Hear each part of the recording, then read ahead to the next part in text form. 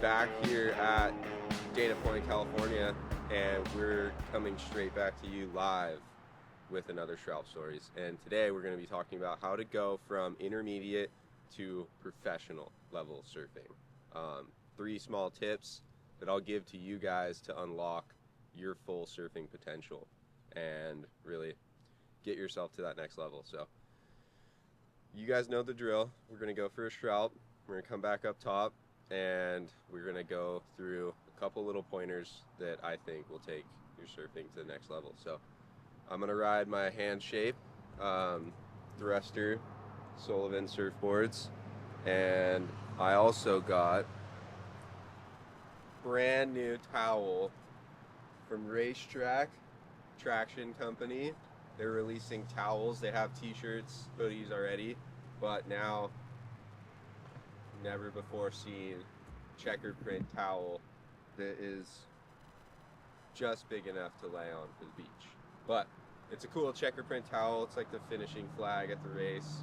So grab this thing if you like to go fast and win and take chances. But anyway, we'll put a link in the description, but that's not what we're here for. We're going to teach you guys how to get better at surfing, or try to at least. Drop some comments, do the thing, like, subscribe.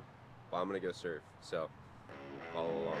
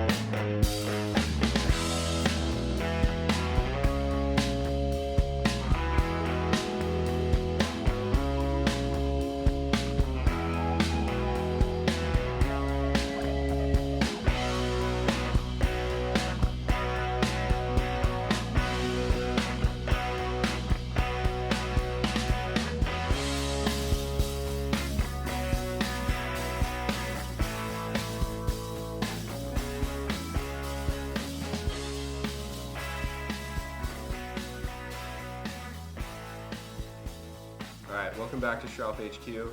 Waves were pretty fun today. I didn't think it was going to be as good as it was. It was a little windy, a little chunky, but ended up glassing off a little bit. Crowd thinned out. Surf team went back to school, and I ended up having a blast. I was riding my 5'7" hand shape, and yeah, had a good time. But top 3 things that will take your surfing from intermediate level to professional level surfing, generalized. You know, everybody has different things they need to work on, whether it's foot placement, positioning on a wave, timing, whatever it may be. Those are, you know, little things that you need to tweak and work on, and I think video helps out a lot. Find a friend with a camera definitely will help. But These top three things are something that I personally see a lot of people do, in my mind, incorrectly. Um, that might be a little blunt. Maybe some people don't want to hear it, but like that's just my own personal thinking on surfing. Um, a good thing to do is study old surfing, like Buttons or Larry Bertelsmann, Tom Curran, Andy Irons, Taj Burrow, Joel Parkinson, whatever, whoever it may be. Study some old surfing or new, Jack Robinson, whatever. Watch some good surfing and then go out and try to mimic those moves while you're surfing. Just think it, visualize it. I know it's kind of corny, but it works. Just visualize yourself surfing the way that they do, and then go out and try to execute it. Now, that brings me to my first point that I'd like to bring up. And thanks to Connor, he actually kind of helped me think about this one too. Do a little brainstorming before the video. Kind of helps. But so first one would be react to the wave. Don't plan ahead too much. Like I was just saying, you want to visualize great surfing and try to execute on that great surfing, like the way someone does a turn or does an air or gets barreled, right? You want to do it just like that. But you need to be able to adapt to the way the wave is breaking. Every wave breaks different. If you're watching someone surfing Chopu and then you go surf Creek Point, for example, Creek Point might be barreling, but it's not barreling like Chopu. I'll tell you that right now. It never will either. Fun fact. But, you need to be adaptive and able to change things up. Like sometimes I'll be paddling into a wave thinking this is a great air wave, and then all of a sudden the section changes a little bit and it turns into a barrel section, and I'm like, oh, I'm just going to stall and get tubed instead. So I think one thing that'll take your surfing from intermediate to pro level is being adaptive and being okay with that. The fact that you didn't do that 12 o'clock snap that you were planning on doing when you were sitting in the parking lot, that's fine. There will be another wave out there that you may get the opportunity to, or maybe another day that you get the opportunity to, and that's fine. I think figuring out what that wave is calling for, and I know it sounds corny and kind of weird, but like figuring out what that wave wants to have happen to it. Working with the conditions, the wave, the wind, all of it, and just, if it's a mushy wave, work on the cutback. If it's a hollow wave, work on a barrel. Like if the last wave was hollow and the next wave is not, that's okay. Work on your cutback again, So I think that's a really good one that a lot of pros these days, and in the past mostly, were really good at, was adaptability. Sometimes I'd watch Andy Irons clips and I'd be like, oh, he's about to do a 12 o'clock snap. And then he keeps going on that same rail and goes all the way back and does like a carving 360 off the like foam ball section.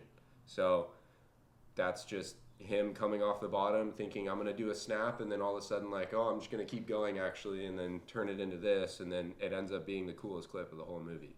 So adaptability, huge point. Number two, I'd like to say that I see a lot of people do that isn't the most visually appealing, I guess is the best way to say it, is bending at the knees rather than the waist. So I'll give you a little example.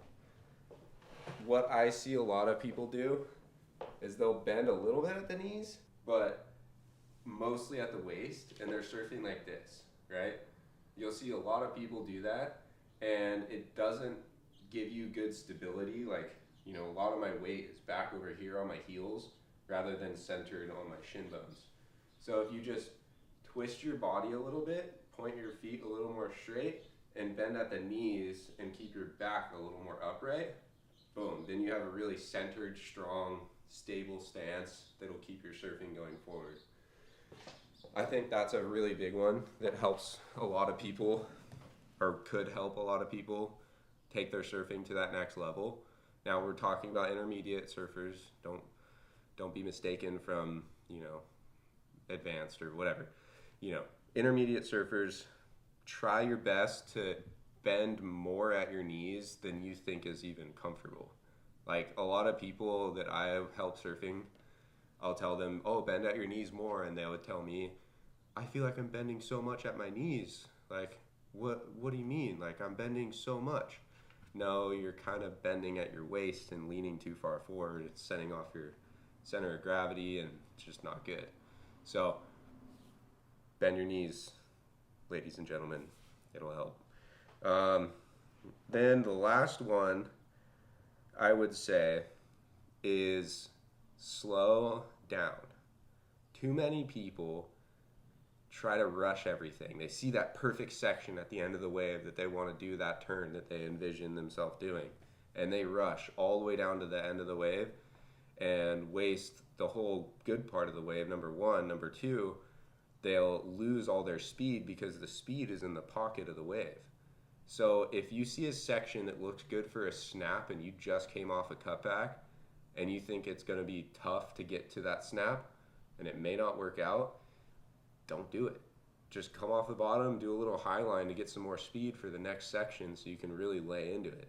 Like, another brings me to the first point that I brought up, adaptability. You know, when you're going down the line, sometimes it may be even a good idea to just drop in and stand there for a second and kind of like pump and flow and read the wave, and then start doing your maneuvers if you have a long enough wave to do so. If you're at a beach break, it's a little tough, but you know, try your best to slow down a little bit and just think about what you have noticed in the past the wave's doing when it looks like that, and what the wave you're riding is doing, and interpret it in your own way, depending on whether you're riding a fish, a log, a shortboard, whatever it may be. Just cruise, take it mellow, don't rush it, and it'll all work out, I promise. So those are my 3 pointers. I wrote down a fourth, but I don't know if it's that applicable. It's just twisting your upper body. Some people twist too much and some people twist too little. I think it's really good to look where you're going, but do it in a methodical way and don't overdo it. Like some of these surf skate guys, they'll like extremely exaggerate what their movements are doing, and it looks chaotic and hectic on a wave, because on a surf skate you're generating your own speed, whereas on a wave the wave is giving you speed and you're working with what that wave is giving you. So there's a little disconnect there. I'm sure some things can definitely help you on a surf skate and help you learn. I think skateboarding and surfing go hand in hand to an extent, but not every movement is completely translated. So keep all those tips in mind. Let me know if I missed something that you think is really important for your surfing that has made your surfing go from intermediate to a better, higher level of surfing. And yeah, always love reading the feedback. So whether it's negative, positive, whatever it may be, throw it in there. Love to see it. And yeah, like, comment, subscribe.